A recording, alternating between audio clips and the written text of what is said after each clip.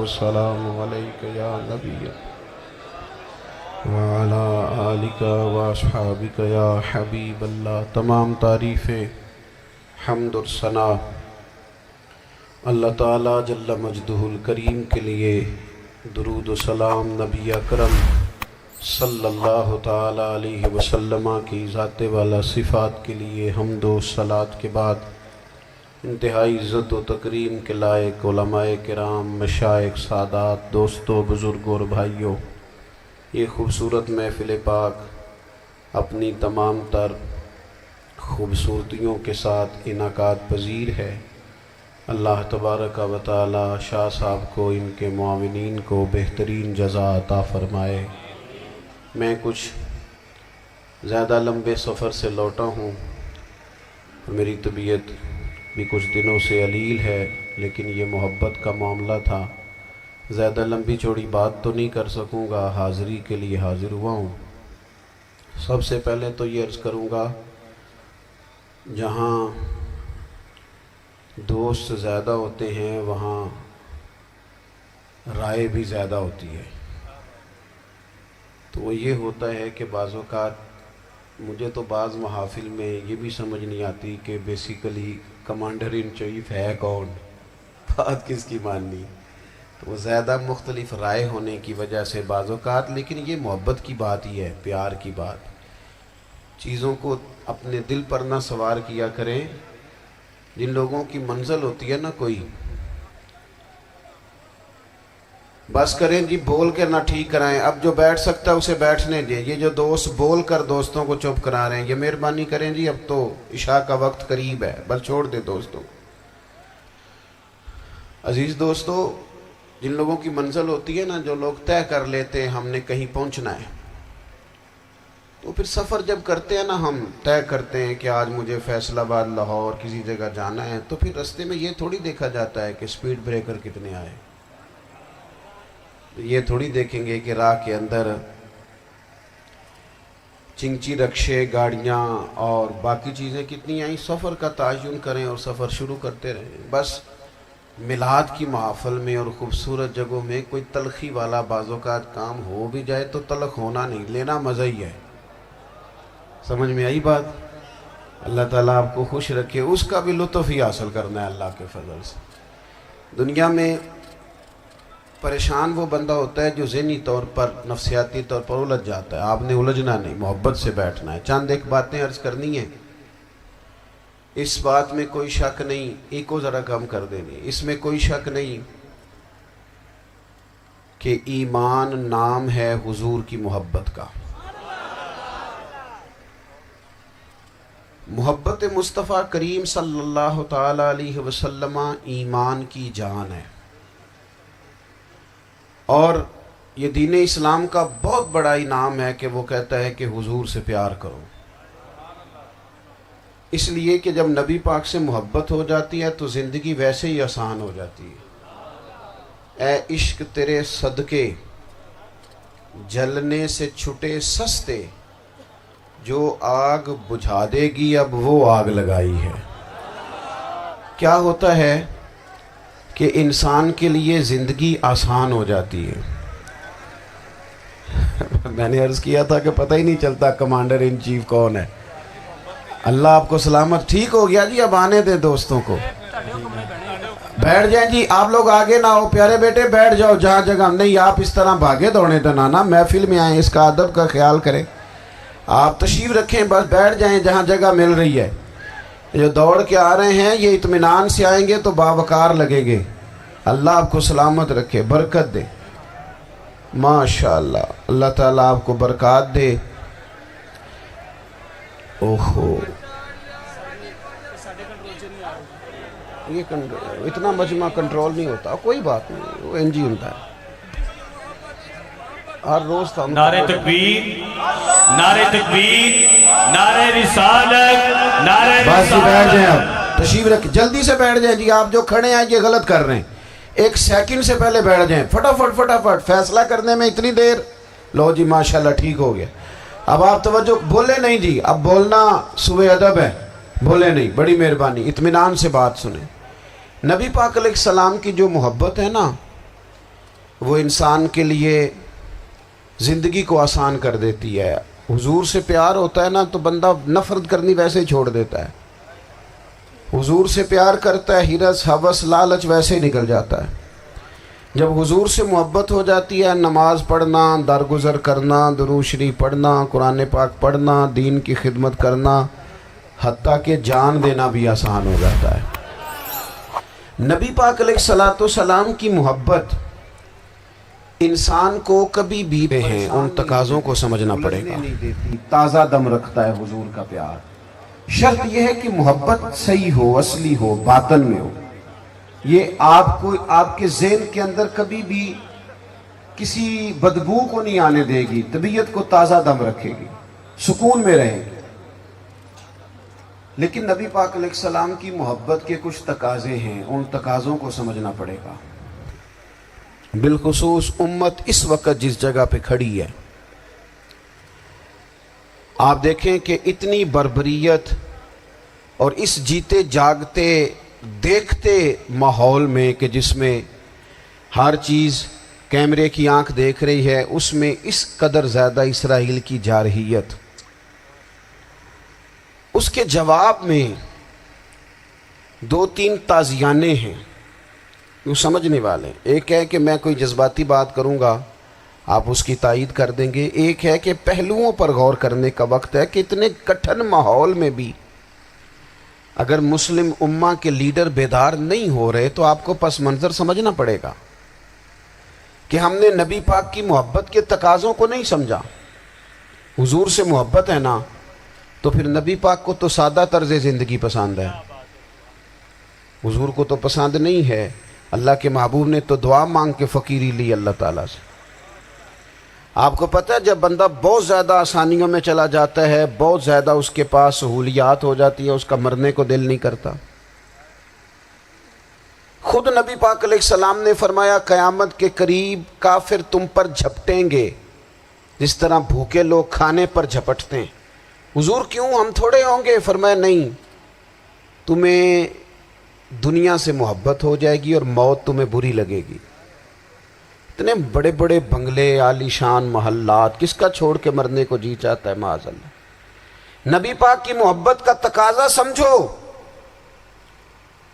ایسا نہیں کہ وہاں دولت آئی نہیں۔ حضور تو فرماتے ہیں کہ اللہ نے خزانوں کی کنجیاں میرے ہاتھ میں رکھ دی ہیں، لیکن میں نے عرض کیا مالک ایک وقت روٹی دینا اور ایک وقت کا فاقہ دینا۔ کنجیاں خزانوں کی اللہ نے دی۔ جب تک آپ اپنا طرز زندگی، یہ جو بہت دنیا کا پیار ہے نا، بہت زیادہ مرنے کی ہرس، یہ بہت زیادہ جینے کی ہرس تو اللہ تعالیٰ نے قرآن پاک میں یہودیوں کا طریقہ بیان کیا کہ وہ کبھی مرنے کی تمنا نہیں کریں گے کیونکہ جینے کی ہرس رکھتے ہیں۔ نبی پاک علیہ السلام کے غلاموں، طرز زندگی جب تک سادہ نہیں ہوتا اور جب تک یہ دنیا کے جھمیلوں سے کسی کو دولت دے کر پیچھے کر دیا جاتا ہے، کسی کو عہدہ دے کر چپ کرا دیا جاتا ہے، کسی کو اقتدار دے کر چپ کرا دیا جاتا ہے، رسول اللہ صلی اللہ علیہ وسلم کے سچے غلام انہیں ایک بات کی سمجھ آ گئی تھی کہ ہمیں ہمارے رب نے کہا ہے قُلْ إِن كُنْتُمْ تُحِبُّونَ اللَّهَ فَاتَّبِعُونِي يُحْبِبْكُمُ اللَّهُ۔ اے محبوب آپ ان سے فرما دیں اگر رب سے محبت کرنا چاہتے ہیں تو آپ کی پیروی کریں، اللہ خود ان سے محبت فرمائے گا۔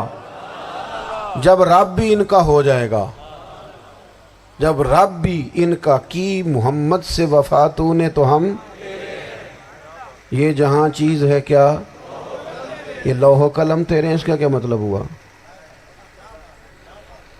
لوح و قلم، قلم لکھتی ہے نا تقدیریں، مقدر فیصلے، تو لوح و قلم تیرے ہیں، اس کا مطلب یہ ہے کہ پھر رب کریم تیرے اوپر فضل کرے گا، اور وہ جن فیصلوں کی امت کو دیانت سے چاہت ہے اللہ اپنے فضل سے وہ فیصلے فرمائے گا۔ جب تک زندگی حضور کی غلامی کی طرف نہیں جاتی وہ اللہ تعالیٰ کی تائید نہیں پاتی۔ حضرت عبداللہ ابن حذافہ رضی اللہ تعالیٰ عنہ کو رومیوں نے قید کر لیا تھا، اور جب رومی آپ کو قید کر رہے تھے، پکڑ رہے تھے، جنگ میں کچھ موڑ ایسا آ گیا کہ بظاہر مسلمانوں کے قدم پیچھے ہٹ رہے تھے، تو 1000 آدمی نے 100 آدمی نے مل کے آپ کے گرد گھیرا ڈالا اور بڑی مشکل سے آپ کو گرفتار کیا۔ جب بادشاہ کے سامنے لے گئے نا، تو بادشاہ سے اس کا سپہ سالار کہنے لگا کہ بندہ ضائع کرنے والا نہیں، یہ بات سمجھیں آپ، ہماری طبیعت کے مطابق جو بندہ پورا نہیں اترتا ہم ضائع کر دیتے ہیں۔ حالانکہ اگر آپ کو مخالف صف میں بندہ کام کا نظر آئے تو آپ غور فرمائیں کہ یہ ہمارے قافلہ محبت میں کیسے شامل ہو سکتا ہے، اس کے لیے جد و جہد کریں تاکہ اس سے کام لیا جا سکے۔ اس نے کہا، روم کے بادشاہ نے، بندہ ضائع کرنے والا نہیں۔ وزیر نے کہا بادشاہ سے، اس نے کہا کیا کریں؟ کچھ ایسا کریں کہ یہ معاذ اللہ ہمارے دین میں آ جائے۔ اور قرآن مجید نے واضح کہہ دیا ہے کہ یہودی اور عیسائی تم سے راضی نہیں ہو سکتے حتی تتبع ملتہم، جب تک کہ تم ان کے دین کی پیروی نہ کرو، ان کو کسی طریقے سے معاذ اللہ عیسائی بنایا جائے۔ تو بادشاہ کہنے لگا 2-3 چیزیں ہیں جس سے کوئی بندہ بھی خریدا جا سکتا ہے، کر لیتے ہیں بات۔ اس نے سب سے پہلے حضرت عبداللہ ابن حذافہ سے کہا کہ جتنے پیسے آپ کہیں گے آپ کو ملیں گے، آپ اس دین میں آ جائیں معاذ اللہ۔ تو حضرت عبداللہ ابن حذافہ نا، کچھ لوگ بڑے سیانے ہوتے ہیں، بردبار ہوتے ہیں، بعض باتوں پر غصہ نہیں کرتے، ہنستے ہیں۔ حضرت عبداللہ ابن حذافہ ہنس پڑے، فرمانے لگے تجھے کس نے بادشاہ بنایا؟ تو بڑا بیوقوف آدمی ہے۔ اس نے کہا کیا مطلب؟ فرمانے لگے نادان، میں تو تلوار لے کے میدان میں آیا ہوں، مجھے دولت کمانی ہوتی میں تجارت کرتا، میں تجارت نہیں کر رہا، میں تو شہادت کے لیے نکلا ہوا ہوں، اور تو مجھے کہہ رہا ہے پیسے لے لے، کو عقل کی بات کر۔ اس نے دوسری بات کی،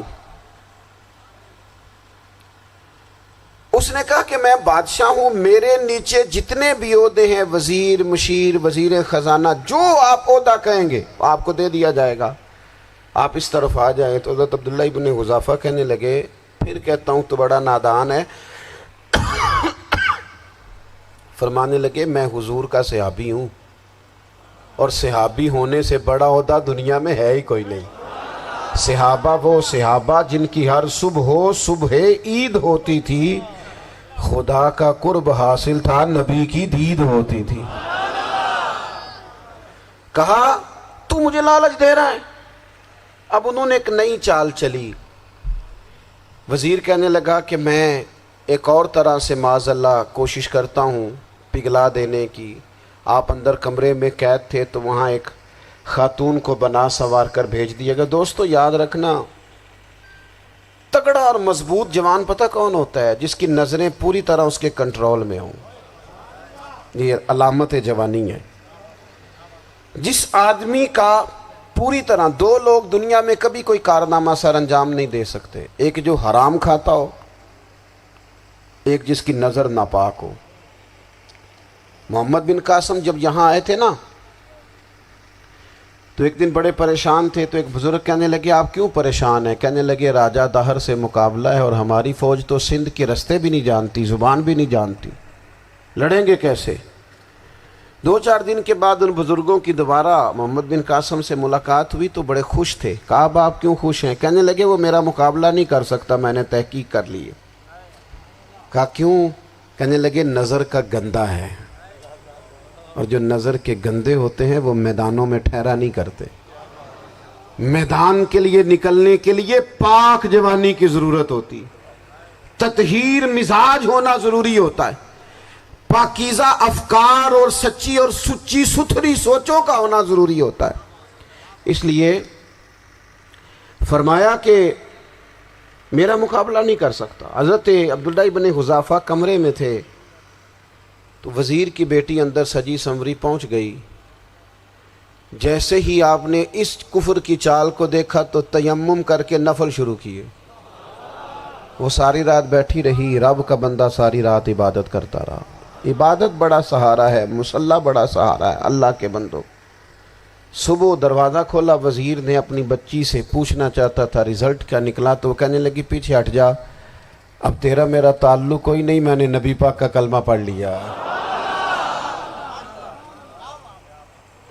اس نے کہا میں نے بھی زمانہ دیکھا ہے، پر یہ کیا لوگ ہیں، کستوری کے بنے ہوئے، سندل سے دھلے ہوئے، کہ میں ساری رات کمرے میں رہی اور 100 اور 1000 آدمی جس جوان کا مقابلہ نہ کر سکے، اتنا طاقتور جوان کمرے میں رہا اور اس نے نظر اٹھا کے نہ دیکھا، او کچا رنگ للاری والا جڑا چڑھدا تے لیندا رہندا ہے، اے عشق تیرے دا رنگ محمد چڑھیا پھر نہیں لیندا۔ میں کہا ایک دفعہ نظر اٹھا کے نہیں دیکھا، کمال ہو گئی، اتنے بڑے لوگ، اتنی بڑی سعادت مندی، فیروز بختی، معاملہ فہمی حد ہو گئی۔ اللہ اکبر۔ دوستو بادشاہ جب پوری طرح ہار گیا نا، اس نے کہا مار دو، تیل گرم کیا ایک کڑاہی میں، اور جب آپ کو اس میں ڈالنے لگے تو آپ کی آنکھوں میں آنسو آ گئے۔ بادشاہ کا خیال ہوا شاید نرم ہو گئے ہیں، کہنے لگا روئے کیوں؟ فرمانے لگے سوچتا ہوں جان ہی ایک ہے، کتنا مزہ ہے اس کی راہ میں جان دینے کا، کتنی لذت ہے اس کے نام پر مرنے میں، کتنا لطف ہے۔ جے تو چڑھیا اتے دار بھی نہیں تے جے تو وکیا عشق بازار بھی نہیں، تے ایڈا سستا سودا پیار بھی نہیں، تے ایڈا سستا لبدا یار بھی نہیں۔ کئی جنگل گانے پیندے نہیں، کئی دوزخ لنگنے پیندے نہیں، جے وہ اس ملوں بھی مل جاوے ایدوں سستا ہور بپار بھی نہیں۔ تے کچھ سمجھ نہ آوے لوکانوں وہ کادے نال شہید کرے، ڈٹھی یار دے ہاتھ تلوار بھی نہیں، پر او دا خالی جاندہ وار بھی نہیں۔ کہنے لگے ایک جان ہے نا، تو دل کرتا ہے ہزاروں ہوتی تو ایک ایک کر کے محبوب کے نام پہ قربان کرتا، جب میرے پاس ہے ہی ایک، کروں کیا؟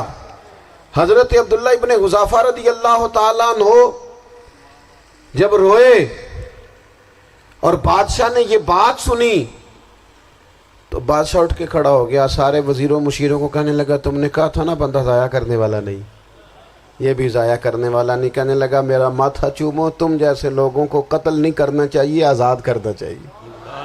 عزیز اپنی زندگی سے نا یہ بہت زیادہ ہرس، ہوس، طمع، اور یہ کسی بات کی بھی ہو، ہرس صرف پیسوں کی نہیں ہوتی ہے، شہرت کی بھی ہوتی ہے،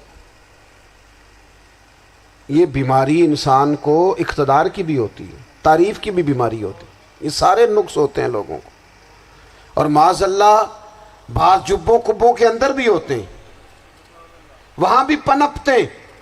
اپنی زندگی جب تک اس سادگی میں نہیں لاؤ گے جو رسول پاک نے عطا فرمائی ہے، جب لوگ آسانیوں میں پوری طرح الجھ گئے تو پھر وہ دور ہوئے اور کفر چڑھ گیا۔ دوسری بات، اللہ کے محبوب صلی اللہ تعالی علیہ وسلم کی محبت ہم سے تقاضا کرتی ہے کہ ہم اس مشن کے لیے کام کریں جس مشن کے لیے رسول پاک نے کام فرمایا ہے۔ ہم سارے کام بڑے مضبوطی سے، سوچ سمجھ کے، تدبر سے، حکمت سے، تقاضوں کو مد نظر رکھتے ہوئے کرتے ہیں سارے کام۔ دین کے کام میں ہمارا مزاج نہیں ہوتا، او ہو جائے گا جی، آپ بسم اللہ پڑھیں جی، شروع کریں جی۔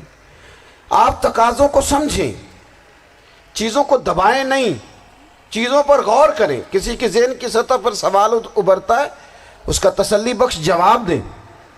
اپنی زندگی میں دین کے کام کے لیے اپنے آپ کو وقف کریں، اور دین کے کام کے بہت سارے پہلو ہیں۔ ہزاروں لوگوں کو قرآن پاک ٹھیک پڑھنا نہیں آتا، ہزارہا لوگ ہیں جو قرآن مجید کے مطالب سے آگاہ نہیں ہیں، دین کی بنیادی ضروریات سے لوگ نابلد ہیں۔ میں آپ کو کس طرح یہ بات سمجھاؤں کہ ہزاروں کی تعداد میں طلاقیں اس لیے ہوتی ہیں کہ مردوں کو طلاق کے مسئلے نہیں آتے، انہیں پتہ نہیں ہے کہ مجھے حقوق زوجین کے معاملے میں کیسے چلنا۔ ڈھیر سارے گھروں میں تباہی اس لیے ہے کہ تربیت اولاد کا دینی منہج ہمیں نہیں پتا۔ اپنا حصہ ملائیں دین کے کام میں۔ ایک آدمی کو اگر تو نمازی کرنے میں کامیاب ہو گیا، تیری زندگی بدل گئی۔ وہ دین بیزار لوگ جو ہمارے بیچ بیٹھ کے ہماری نوجوان نسل کو پگڑی اور داڑھی کا نام لے کے بنیادی طور پر دین سے دور کرتے، ایسے نوجوانوں کو دین کا پیغام محبت دے کر دین کے قریب کرنا ہماری ڈیوٹیوں کا حصہ ہے۔ ہمیں ذمہ داری کا احساس کرنا پڑے گا، ہمیں یہ خاص قدم اٹھانا پڑے گا، توجہ دینی پڑے گی۔ مساجد، مدارس، میں آپ سے عرض کروں، اتنی ڈٹ کے مخالفت ہوتی ہے نا مدرسوں کی، اتنی ڈٹ کے۔ میں ادارہ چلاتا ہوں، اس کے چلانے میں جو مشکلات ہیں وہ تو ہم بتا نہیں سکتے آپ کو، اس لیے کہ میری قوم، میرا اس قوم سے تعلق ہے جو نعت خواں امیر کرنا چاہتی ہے، مدرسے نہیں۔ ہاں، نقیب خطیب پیدا کرنا چاہتی ہے، شعر و شاعری کی زندگی کو پروان چڑھانا چاہتی ہے۔ فقط ہمارا ان لوگوں سے تعلق ہے جو لاکھوں کروڑوں روپیہ محافل پہ لگائیں گے، اور قاری صاحب بیچارے اگر مسجد کا کوئی ہونے والا کام کسی وقت بتا دیں گے تو وہ بڑی مشکل آ جائے گی ان کے لیے۔ یہ کیسے ہو سکتا ہے، آپ نے یہ ڈیوٹی بتا دی؟ مدارس، اور جتنا اہم رول دین کو پھیلانے میں مدارس اسلامیہ کا ہے، اتنی زبردست، لوگوں کا خیال ہوتا ہے میری طرح کے لوگ شاید کام کرتے ہیں، ڈیوٹی کرتے ہیں۔ یہ 10-15 لوگ آپ کو نظر آتے ہیں جو آپ کو کہیں میڈیا پر یا ادھر ادھر ڈیوٹی کرتے، مخلص لوگ اپنی جگہ پہ، وہ بھی بڑا ہی کام کر رہے ہیں، جو میڈیا پہ آ کے بھی اخلاص سے اور درد دل سے کو دین کی، ان کی بھی کسی بات کی حوصلہ شکنی نہیں، لیکن ہزارہا اساتذہ جو مدارس میں بیٹھ کے پڑھاتے ہیں، جنہوں نے وہ سارے لوگ تیار، آپ سمجھ نہیں سکتے کتنا بڑا کام۔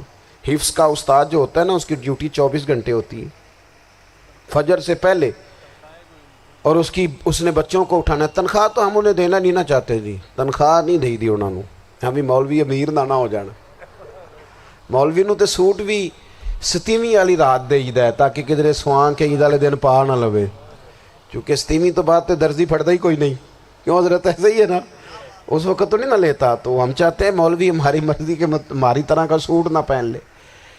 مدارس کی مضبوطی، آپ یہ دیکھ لیں، یہ صلاح الدین ایوبی کا تعلق بھلا کس چیز سے تھا؟ غوث اعظم کے مدرسے سے۔ حضور غوث اعظم کے مریدوں کی جماعت اس کے ساتھ شامل تھی۔ کون لوگ تھے جنہوں نے مدارس سے فیض پایا؟ رازی اور غزالی، حضور غوث اعظم، خواجہ اجمیر، یہ سب لوگ مدارس کے لوگ ہیں۔ کمزوریاں ہیں، غلطیاں ہیں، بہت ساری چیزوں کی اصلاح کی ضرورت ہے، لیکن یہ دین کا بہت بڑا قلعہ ہوتا ہے مدرسہ، لیکن اس کی مخالفت کی جاتی ہے۔ مجھے بتائیے، اگر مدرسوں میں کمزوریاں ہیں تو کالجوں یونیورسٹیوں میں نہیں ہیں؟ ہم نے کبھی مخالفت کی ہے بند کر دو سارے؟ لیکن لوگوں کا جب خیال آتا ہے، جب ہمارے ایک صاحب کا وزیر صاحب تھے سر راہ، کسی دعوت میں میری ان سے ملاقات ہو گئی تو انہوں نے کہا مدرسوں کا کردار کیا ہے آج کے ماحول میں؟ میں نے انہیں کہا کہ مختلف کورسز آپ کراتے ہیں نا، تو اس کے لیے پھر مختلف ویکنسیز ہوتی ہیں، جہاں بچوں کو مدرسے کا کورس کرایا جاتا ہے تو استاد بننا ہوتا ہے، اس نے خطیب بننا ہوتا ہے، مسجد کی ڈیوٹی کرنی ہوتی ہے۔ میں نے کہا آپ بالکل کوئی حکومت سرپرستی نہیں کرتی، لیکن اللہ کا فضل ہے، کبھی آپ نے حکومت سے سنی ہے جس میں جمعے والے دن مولوی نہ ملا ہو جمعہ پڑھانے کے لیے؟ کبھی آپ کو رمضان میں ایسی مسجد ملی ہے جس میں قرآن مجید سنانے کے لیے حافظ نہ ملا ہو؟ یہ ہو سکتا ہے کسی حافظ کو مسجد نہ ملے۔ تو مدارس کے ذمے جو کام تھا مدارس نے جم کے کیا ہے اور ڈٹ کے کیا اللہ کے فضل سے۔ اور مدارس کے لوگوں کو بھی کمزور نہیں پڑنا چاہیے، کبھی کسی وزیر، مشیر، مالدار کے روب میں نہیں آنا چاہیے، قطعاً نہیں۔ کیوں؟ کہ یہ وہ عظیم لوگ ہیں رسول اللہ صلی اللہ علیہ وسلم کے دین کے غلام، کہ ابھی ایک لفظ نہیں پڑا ہوتا الف با تا سا، پہلے دن گھر سے نکلتے ہیں تو حضور فرماتے ہیں اللہ کے فرشتے ان کے پیروں کے نیچے پر بچھا بھی دیتے ہیں، پہلے دن اتنا بڑا اعزاز ملتا ہے۔ تو حضور کی محبت کا تقاضا ہے، دین کا کوئی کام کیا جائے۔ ایک خاتون مسجد نبوی شریف میں جھاڑو دیتی تھی، پر کوئی کام تو کرتی تھی نا۔ اور کس مسجد میں؟ جہاں 70,000 فرشتے صبح آتے ہیں، 70 شام آتے ہیں، اس مسجد میں وہ خاتون جھاڑو دیتی تھی۔ بخاری ہے، جب ان کا انتقال ہو گیا صحابہ نے سوچا کہ حضور کو تکلیف ہوگی، بغیر بتائے جنازہ پڑھ دیا۔ حضور صبح تشریف لائے، تازی قبر دیکھی، اور محبوب وہ ہیں جو فرش پہ کھڑے ہو کے عرش کی خبریں دیتے ہیں۔ نبی پاک علیہ الصلوۃ والسلام نے فرمایا کہ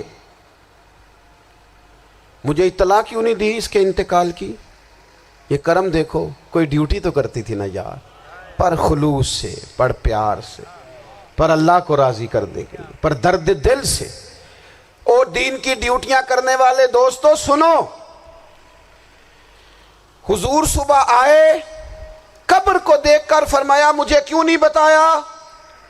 یا رسول اللہ آپ کو تکلیف دینا مناسب نہ جانا؟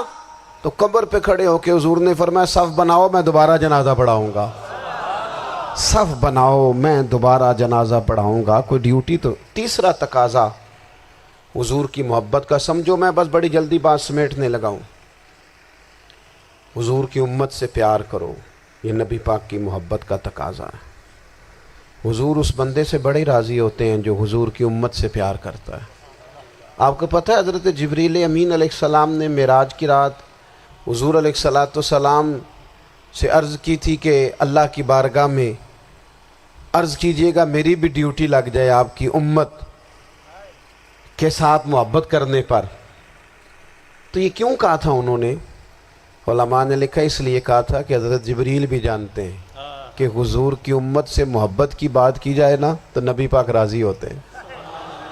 امت سے پیار کرو گے نا، امت سے ایک صرف بات کا خیال رکھنا، عقیدہ برا ہو تو بات دوسری ہے، ورنہ میرے محبوب کی امت کا ایک ایک شخص جو مدینے والے کا کلمہ پڑھتا ہے، جو حضور کا غلام ہے، اس کے بارے میں اپنے دل میں گنجائش رکھنا، پیار رکھنا، وارفتگی رکھنا۔ اور دوستو یہاں لوگ کس طرح گروہوں کو، جماعتوں کو سپورٹ کرتے ہیں۔ نبی پاک نے اس امت کی کثرت پر فخر بیان کیا اور حضور فرمانے لگے 120 صفیں جنتیوں کی ہوں گی، قیامت میں 80 صفیں صرف میری امت کی ہوں گی، میں کثرت امت پر فخر کروں گا۔ ان لوگوں سے پیار کرنا ہے، ان کے دکھ درد کو سمجھنا ہے۔ پتہ ہے آج کیا ہوتا ہے؟ آج ہمیں نا مختلف چھوٹے چھوٹے ملکوں میں بانٹ دیا گیا، تو ہم کسی دوسرے مسلمان بھائی کا درد نہیں محسوس کرتے، ہم گھروں میں نہیں محسوس کرتے۔ پڑوسی پر ظلم ہو رہا ہو تو ہم کہنے پتر ساڈا نہیں مسئلہ، یہ دا مسئلہ ہے، تینوں کی لگے۔ حالانکہ پڑوسی کی آگ اس لیے بھی کسی وقت بجھا دینی چاہیے کہ پڑوسی کی نہ بجھائی جائے تو اپنا گھر بھی زاد میں آ جاتا۔ آج امت مسلمہ سے ہمیں بس لگا دیا گیا اپنے حصے کی روٹی کماؤ، اپنے حصے کی کوٹھی بناؤ، اپنے حصے کی گاڑی خریدو، اپنے حصے کا کام کرو۔ امت کا درد، امت کی بات، وحدت امت کا تصور، امت کا دوبارہ سے وہ شان ارسل رسولہ بالہدی ودین الحق لیظہرہ علی الدین کلہ، وہ تصور کب ہوگا؟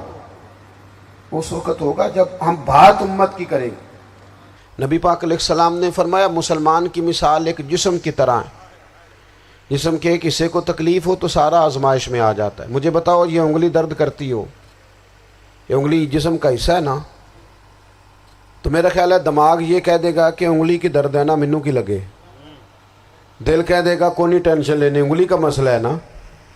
ایسا نہیں ہوتا، بلکہ جب انگلی میں درد ہوتی ہے تو دماغ منصوبہ بندی کرتا ہے کہ اس کا علاج کیسے ہو سکتا ہے، دل پریشان ہوتا ہے، پیر چل کے جاتے، ہاتھ وہ دوائی وصول کرتے، دانت اسے چبا کر، حلق اسے نگل کر، معدہ اسے ذخیرہ کر کے جسم میں پھیلاتا ہے، پھر جا کے انگلی شفا پذیر ہوتی ہے۔ ایک حصے کو درد ہو تو سارا حصہ کام پہ لگ جاتا ہے۔ اسرائیل اگر تکلیف دے رہا ہے فلسطینیوں کو تو ہونا چاہیے تھا نا بعض مسلمان حکمرانوں کو نیند نہ آتی، وہ درد دل محسوس کرتے، ہونا چاہیے تھا نا کہ بعض لوگ یہاں ہم کیا کرتے ہیں بھلا بیٹھ کے، اب تو مجھے بعض چیزوں سے کوفت بھی ہونے لگا، ہم دیتے ہیں بیان، مذمت۔ آپ کے بیان دینے سے کیا ہوگا؟ فلانے نے بھی بیان دے دیا، فلانے نے بھی کلپ دے دیا، یہ کیا کر رہے ہیں؟ یہ تو آپ زندہ رہنا چاہتے ہیں۔ وہ جس طرح آج کل ہمارے ہاں بہت ساری چونکہ جماعتیں ہیں تو کشمیر ڈے آتا ہے نا تو مل کے ریلی نہیں نکالی جا سکتی، سوال نہیں پیدا ہوتا، کیونکہ ہمیں جماعتوں کو زندہ رکھنا ہے۔ اس جماعت کی خبر الگ لگنی چاہیے، اس جماعت کی خبر الگ، تو ایسے کوئی انقلاب آئے گا؟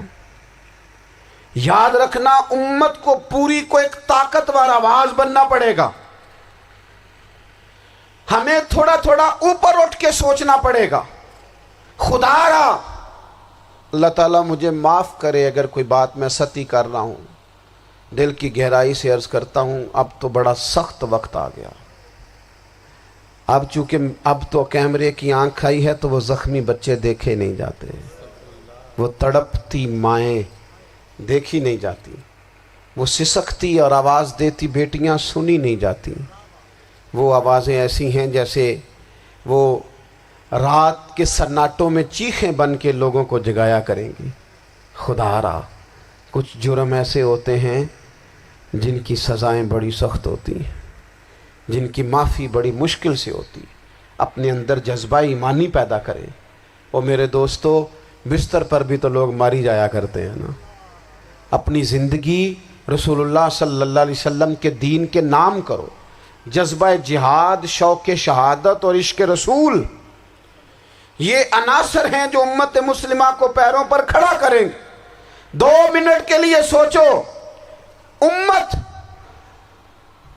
اگر اسی طرح کٹتی رہی، پریشان رہی، دکھتی رہی اور باری باری کر کے، اقبال نے کیا کہا تھا؟ اس نے کہا تھا وطنوں میں، انہوں نے کہا تھا کہ ان تازہ خداؤں میں بڑا سب سے وطن ہے، جو پیرہن اس کا ہے وہ مذہب کا کفن ہے۔